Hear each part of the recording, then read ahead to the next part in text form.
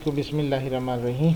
डार education के जावा tutorial के session number 6 में आज हम थोड़े से मैथमेटिकल फॉर्म करते हैं और हम दो नंबर्स को जमा, तफरीक, ज़रब, तक़सीम और मॉडुलस ऑपरेटर्स किस तरह से इस्तेमाल होते हैं वो हम इसको देखेंगे।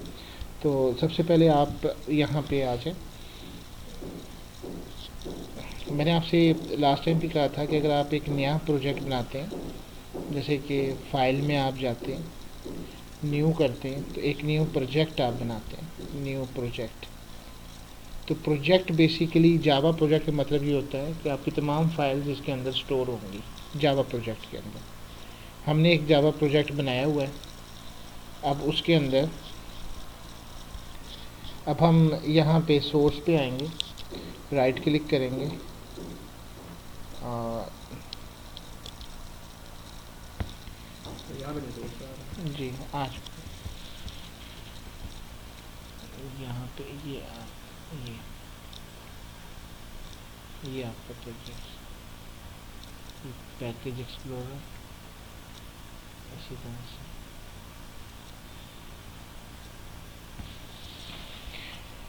न्यू कर दें। ये देखें, न्यू करके एक क्लास हम बनाते हैं। जब आप क्लास बनाते हैं, अब जैसे ये एक सम का प्रोग्राम है, सम प्रोग्राम एग्जाम्पल, कोई भी नाम रख के अब फिर आप इसको पब्लिक स्टैटिक वाइड मेन पे क्लिक करें। याद रखें ये जावा के अंदर ना कैमल स्टाइल राइटिंग है, यानी पहला लेटर जो है वो आपका स्मॉल में होगा और फिर जहाँ पे आप वर्ड चेंज करेंगे वो बड़े में होगा। मैं आपसे यही कह रहा हूँ कि सम का एस छोटा रखें जब तक आप नॉर्म नहीं इख्तियार करें। जावा में पहला असूल ये होता है, जैसे ऊँट होता है ना, नीचे फिर ऊपर, तो पहला लफ्ज़ स्मॉल में हो और पब्लिक स्टैटिक वाइड मेन को ज़रूर क्लिक करें। जब आप जो क्लास नेम मतलब कैपिटल से स्टार्ट नहीं होता? नहीं, ये जावा के अंदर जो है वो नॉर्म यही है कि आपने कैमल राइटिंग लिखनी होती है। कहते हैं जो वेरिएबल्स हैं उनमें कैमल राइटिंग, और जो क्लासेस हैं उनमें नहीं, सारी जब आप प्रोग्राम का नाम रखें तब भी इसी तरह से रखें।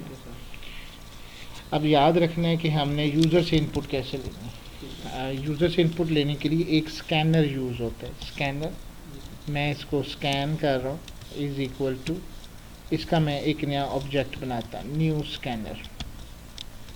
इसके अंदर सिस्टम डॉट इन, इंटेलिजेंस से ऑटोमेटिकली आ जाएगा।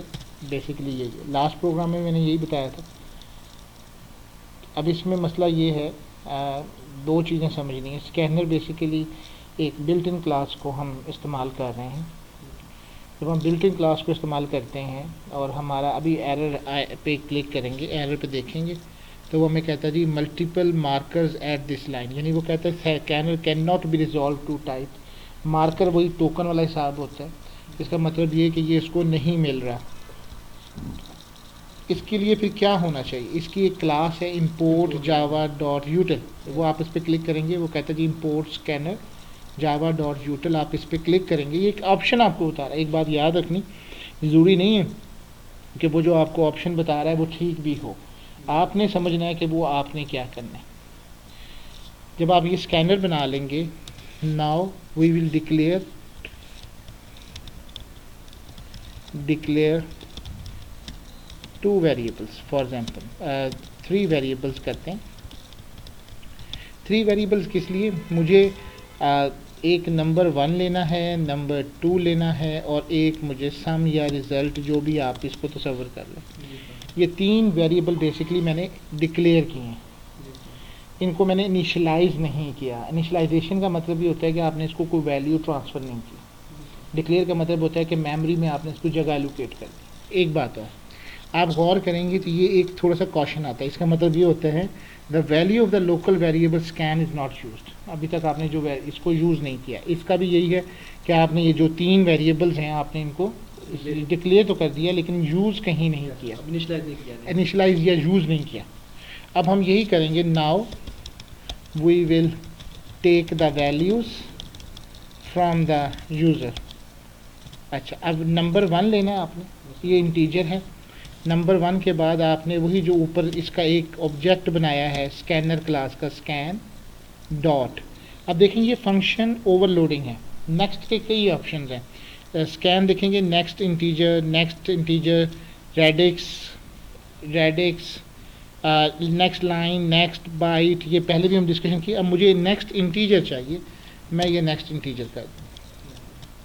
लेकिन ज़ाहिर है कि आप पहले यूज़र से कुछ पूछ लें स्टेटमेंट के लिए, statement to input the value, system dot out dot print ln, print से उसी लाइन पे लिखेगा please enter the first number,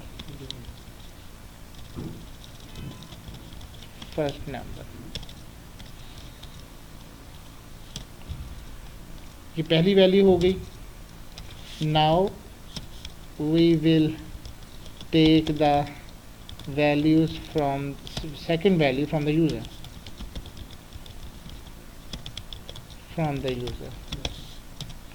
उसी तरह से यही वाला काम आप दोबारा करें और कोशिश करें कि टाइपिंग कर लें, आप कॉपी पेस्टिंग मत करें।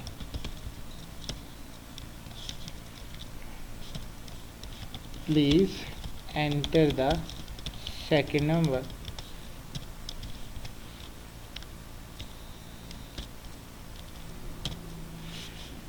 अब मैं नंबर 2 के अंदर उसी तरीके से स्कैन डॉट नेक्स्ट इंटीजर।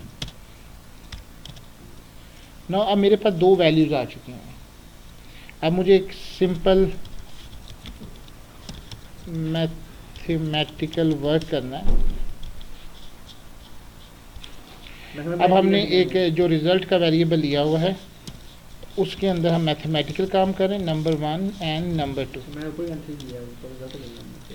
जो भी ले लें, नाम सही रखें। अब हम इसको वर्क को डिस्प्ले करा देते हैं। System dot out dot print Elon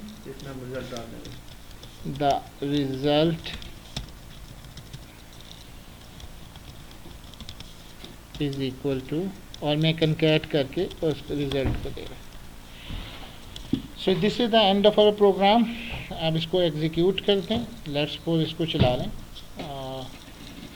यहाँ पे देखें नीचे कंपाइल हो गया मेरा। अगर मेरी लाइन प्रोग्रामिंग ठीक है तो मुझे कभी भी वो एरर नहीं आएगा। देखें ये 36 and 89, it will be 125। Similarly अगर मैं इसको माइनस कर दूँ वंस अगेन, तो ये जो प्लस माइनस मल्टीप्लिकेशन तो वो आपके सारे परफॉर्म हो जाते हैं। 45 में से 5 एंड देन इट। इसी तरीके से मल्टीप्लिकेशन कर लें। मल्टीप्लिकेशन में उसको कंपाइल कर लें। कंपाइल हमेशा करना है, ये नहीं है 8 और 5 इट्स आंसर 4। और इसी तरह से डिवीजन कर लें। 24 एंड 6 आंसर इज़ 4। इसी तरह से द लास्ट वन। और इसका आज की जो ट्यूटोरियल है इसका परसेंटेज मॉड्यूलस देता है। इसका मतलब है कि अगर मैं 8 को डिवाइड बाई 3 करूँगा तो आंसर होगा 2। So that's all. Thank you very much. Allah.